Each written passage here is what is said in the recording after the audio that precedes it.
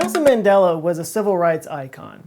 Beloved around the world, highly respected world figure, Nobel Prize winner. It's impossible to overstate how amazing this guy's life was. But could he be proof of parallel universes? Silent Soldier, David Wendell, Jared Thirault, and Gaza Arts all asked, can you do a video on the Mandela Effect? To understand the premise of the Mandela Effect, I have to explain who Nelson Mandela was. So in the United States, up until about the mid-20th century, we had segregation, which was a policy of separating whites and blacks. Separate but equal, in theory. But in South Africa, they had apartheid, which was like segregation on steroids, in PCP. Separating the races to the point of literally having walls around black neighborhoods, not even pretending to be equal. In the 1960s, South Africa reached a tipping point. Resistance to the policy of apartheid had bubbled over, and the African National Congress, led by Nelson Mandela, campaigned for civil rights. This campaign was violently resisted, and in 1962, Mandela was arrested on conspiracy to attempt to overthrow the government, and he was given a life sentence. As a political prisoner, Mandela lived in an 8 by 7 foot cell, sleeping on a straw mat, working in a limestone quarry during the day where the sun reflected off the ground so harshly that it halfway blinded him. And Mandela lived like that for 27 years as a prisoner of the South African government as the anti-apartheid movement went on without him.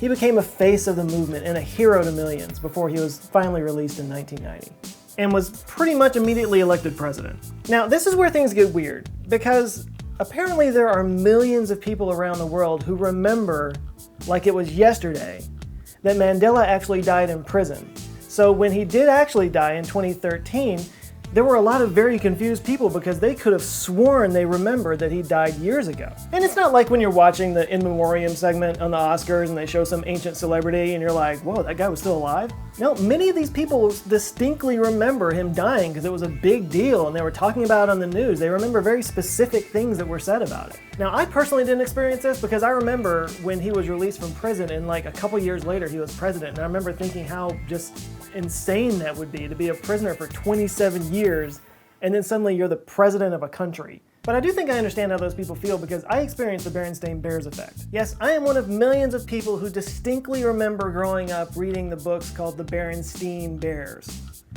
And then when later it was pointed out to me that it was actually the Berenstain Bears, I thought I was taking crazy pills because I could see it literally in my mind's eye, the word Berenstein and those swirly letters. And there was a cartoon series for a while too, and I always called it Berenstein. Like I couldn't even imagine it any other way.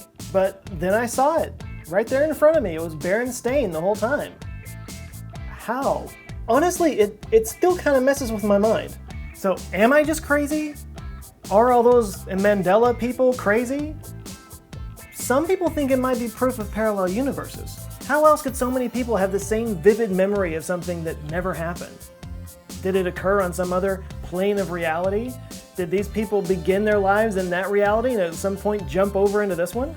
Am I right now living in a universe that I wasn't born in? I mean, if there are parallel universes with another you in that universe, could your consciousness jump back and forth between that one? When I wake up tomorrow, could I have jumped into the body of another me in another universe and I would be in a slightly different place in the morning? So you might be hearing this and thinking it might be time for a woo-woo alarm, but I'm not going to hit the woo-woo alarm because actually I'm going to kind of walk us back from the ledge on this one. We place a lot of trust in human memory because it feels very real to us and it kind of makes up who we are in a way. But the human memory is not accurate at all. It's, in fact, breathtakingly unreliable. The Innocence Project is a group of people who use DNA testing to exonerate people who have been convicted of crimes that they didn't commit. And 73% of the convictions that they've overturned were based on eyewitness testimony. Because our memories feel so vivid and real, we like to think of them as sort of like a videotape or a hard drive that just records things. But that's actually not what's happening. It's really more like putting together a puzzle. Every time you recall a memory, you put that puzzle back together again, and every once in a while, some pieces of that puzzle can get misplaced. For example, if you're remembering an old room of yours, your brain will reassemble all the different parts of that room, but maybe it misplaces the lamp. But instead of just leaving a blank space there where the lamp used to be, your brain fills in that spot. Because while it may not remember the lamp, it definitely remembers a lamp. So maybe it replaces that lamp with another memory, maybe from a TV show you watched as a child. The point is the brain doesn't like gaps. So it just fills in those gaps automatically without you even knowing it. It's also very open to suggestion, which makes it very troublesome in court proceedings, because when a lawyer is cross-examining a witness, some of the words that they say in their questioning can actually leach into the memories of the witness and make them change inside their mind the memories that they're using to convict somebody, just by the mere suggestion that those things might have actually happened. We're also highly suggestible to groupthink. We're social animals, and oftentimes we'll trust the words of some other person or a group of people more than our own. Like, have you ever been in a conversation with somebody and you heard them say something that you knew was wrong, but you didn't say anything because in your mind you're kind of like, well, they said it so convincingly, maybe they're right. Yeah, congratulations, you're a human being. So for the people who seem to remember that Mandela died a long time ago, even remembering Tom Brokaw delivering a eulogy on the nightly news, it may feel impossible that your brain can just make something like that up. But it can. Your brain is a reinforcement machine, and once it gets the idea in place that something is a certain way, it can construct all kinds of imaginative scenarios that back that up, even if they didn't happen. Maybe there was a rumor going around that Mandela had died, or some tabloid rag had some headline that you saw for a split second, and then your brain just filled in all the rest of it. In my case, I may have heard somebody say Berenstein, and it just stuck with me for the rest of my life. Besides, there's a lot of names that end in Steen or Stein. There's not a whole lot of names that end in Stain, so I probably never even thought Stain. I just thought these other things because I've heard them some of the other places like that. You know that famous scientist, Albert Einstein? If the simplest answer is best, then the simple answer is just that our memories kind of suck, and our brains are really good at making stuff up. Parallel universes are a fascinating subject, though.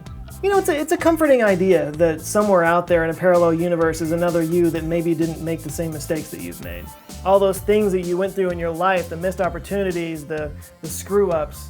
It's nice to think that maybe somewhere out there, there's a version of you that knows what could have happened. That missed opportunity might not be so missed after all. But what are the chances that there are actual parallel universes? Well, it all comes down to infinity. If our universe is infinite and time is infinite, then slices of time could be their own little parallel universes, when every now is slightly different from all the other nows. Maybe with infinite parallel universes, there's room for every quantum of time to have its own infinite set of possibilities that spin off from that. A universe where you get the job and a universe where you didn't. A universe where a lung cell divides perfectly normally and a universe where it mutates and you wind up getting lung cancer. A universe where you die in prison and one where you become president. One of my favorite little mind blowers is the thought that in an infinite universe, it's mathematically certain that there is another planet that evolved exactly like Earth, and animals that evolved just like humans, and families that evolved just like here to create another you. And in an infinite universe, not only would there be another you, there would be infinite yous. In an infinite universe, you are infinite. So whenever you're afraid to take a chance or take a risk on something, just remember that no matter what happens here, at least somewhere out there, it's guaranteed that you got it right. So fear nothing. So I know a lot of people really believe in this as proof of parallel universes, and I don't mean to throw cold water on it, but I just think that something as big as parallel universes requires more proof than something that is so unreliable as our memories. But there are a lot of websites out there that talk about this in great detail. If you really want to go down the rabbit hole, you can just go check those out. It's pretty interesting.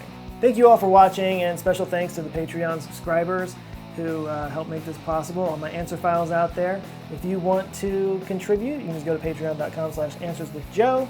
Follow me at any of the social media down there at Answers with Joe. Now you guys go out and have an eye-opening week, and I will see you next time. Thanks a lot for watching. Love you guys. Take care.